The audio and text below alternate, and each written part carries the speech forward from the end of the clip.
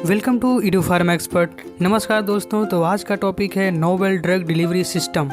उसके साथ साथ हम डिस्कस करने वाले हैं कंट्रोल ड्रग डिलीवरी सिस्टम के बारे में। तो इंट्रोडक्शन देख लेते हैं, जिसमें हम सबसे पहले डेफिनेशन देखते हैं। Novel drug delivery system, it refers to the approach, formulation, technologies and system for transporting a drug or pharmaceutical compound in the body as needed to safely achieves its desired therapeutic effect। NADS औषधि की efficacy को increase करता है। NADS औषधि की वैलेबिलिटी को increase करता है। एडवर्स इफ़ेक्ट और साइड इफ़ेक्ट को रिड्यूस करने का काम करता है और इसके साथ साथ औषधि की स्टेबिलिटी को इंक्रीज़ करता है। NADS नया तरीका, यूनिक सिस्टम है ड्रग डिलीवर करने का, ड्रग को वितरण करने का। इसमें क्या होता है, इसमें एक पॉलीमर मैट्रिक्स होता है जिसमें अलग अलग डोज को फॉर्मुलेशन के टाइम ऐड किया जाता है, जो कि हमारी बॉडी के अंदर इंसर्ट या इम्प्लांट कर देते हैं, जो कि टाइम के अनुसार ब्रेक होकर ड्रग रिलीज़ होती रहती है और ड्रग डिस्ट्रीब्यूट होता रहता है। द टाइप ऑफ NADS, कितने प्रकार के हमारे NADS हैं, यानी कि novel drug delivery system. Number 1 targeted release drug delivery system. Number 2 sustained release drug delivery system. Number 3 controlled release drug delivery system. इसको हम इस तीनों को, यानी कि target release drug delivery system और sustain and control release drug delivery system को एक ग्राफ के माध्यम से हम समझते हैं।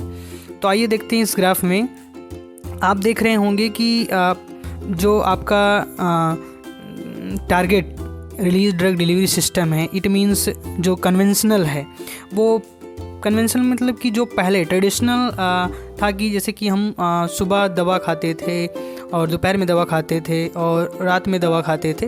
तो इन दोनों के बीच यानी कि 3 टाइम हम डोज ले रहे हैं और कहीं ना कहीं हर एक मेडिसिन का हाफ लाइफ होता है, जो कि कम या ज़्यादा, और दिन में अगर हम 3 बार दवा खा रहे हैं तो कहीं ना कहीं इसकी उस ड्रग की हाफ लाइफ कम है, जाहिर सी बात है, 5-6 घंटे होगी, और जो हम दिन में 2 बार खा रहे हैं उसकी कहीं ना कहीं हाफ लाइफ ज़्यादा होगी।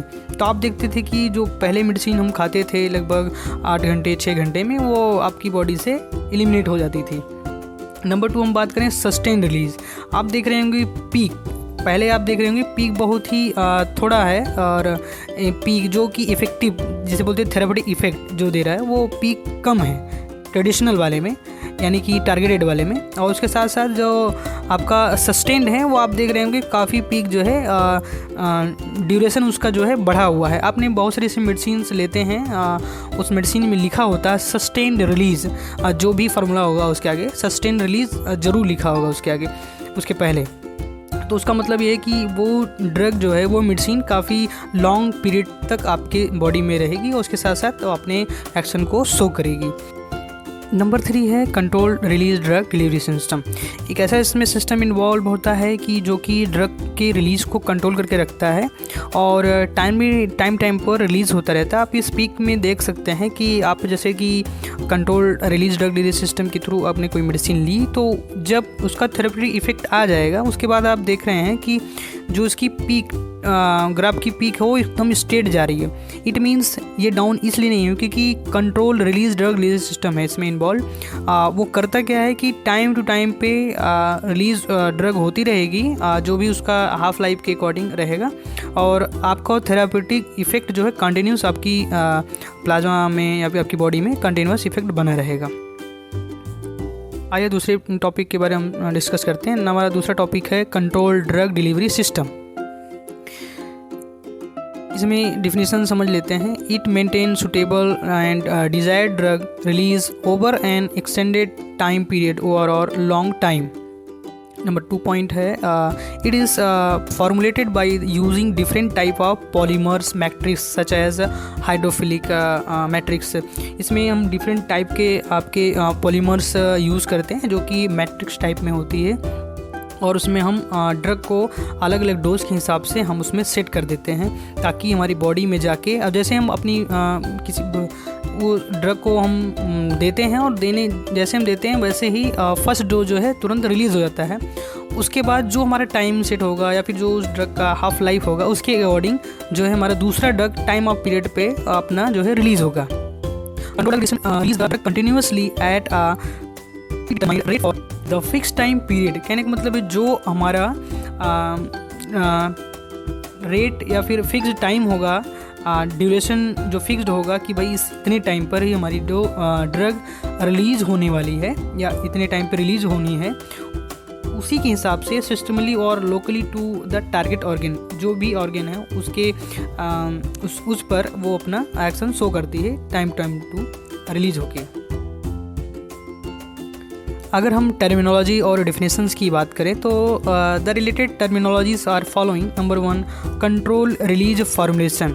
इसमें क्या होता है, आपने ग्राफ में देखा होगा जीरो ऑर्डर पे आपने देखा होगी कि उसमें कंट्रोल रिलीज फार्मूलेशन ऐसे बनाया गया है कि अगर आपकी वो दवा लेने के बाद आपके तरफ पर इफ़ेक्ट आ जाता है तो वो जो दवा का इफ़ेक्ट है वो कंटिन्यूसली रहता है जब तक कि जो भी आपने एक वीक की पूरी कंबाइंड ड्रग ली है या फिर 1 मंथ की ली है, तो वो जब तक आपका पूरा डोज ख़त्म नहीं हो जाएगा तब तक कंटिन्यूसली वो पीक बना रहेगा, डाउन नहीं होगा। Number 2, repeated action preparation. इसमें क्या होता है कि जो आपका एक्शन है वो रिपीट होता रहता है। कहने का मतलब जब drug time to time release होगी तब वो एक्शन जो है कंटिन्यूस आपकी बॉडी में बना रहेगा। नंबर 3 है एक्सटेंडेड रिलीज फॉर्मुलेशन। इसमें क्या होता है कि लॉन्ग पीरियड ऑफ टाइम आपकी जो ड्रग है वो क्या होगी कि एक्सटेंडेड हो जाएगी। जैसे कि पहले आप खाते थे कि जो है 4 घंटे इफेक्ट रहता था डिपेंडिंग हाफ लाइफ, इसमें क्या हो जाएगा आपका बढ़ जाएगा, एक्सटेंड जो है आपका वो भी बढ़ जाएगा। अच्छा, ये क्यों बढ़ जाता है? इसलिए कि जो आपकी एलिमिनेशन रेट है वो डिक्रीज़ कर दी जाती है ताकि क्या हो, आपकी बॉडी से जो ड्रग है वो बहुत ही जल्दी या फिर जो भी उसकी हाफ लाइफ उसके अकॉर्डिंग वो जल्दी से बाहर ना जाए। Number 4, delayed release preparation. ये प्रिपरेशन एक स्पेशल पर्पस के लिए बनाया, जैसे कि लाइक स्पेसिफिक टाइम पर या स्पेसिफिक इंटरवल पर अगर आप कोई भी मेडिसिन आप एडमिनिस्ट्रेशन कर रहे हैं तो वो उसी टाइम पे रिलीज़ हो। जैसे कि हम उसी टाइम पर और उसके साथ साथ जहाँ पर जिस ऑर्गन को आपने टारगेट किया है वहाँ पे जाके रिलीज़ हो। जैसे कि आपने सुना होगा एंट्री कोटेड मेडिसिन के बारे में, वो क्या है आपकी स्टमक में डिजॉल्व नहीं होती है, वो जाके आपके इंटेस्टाइन में डिजॉल्व होती है।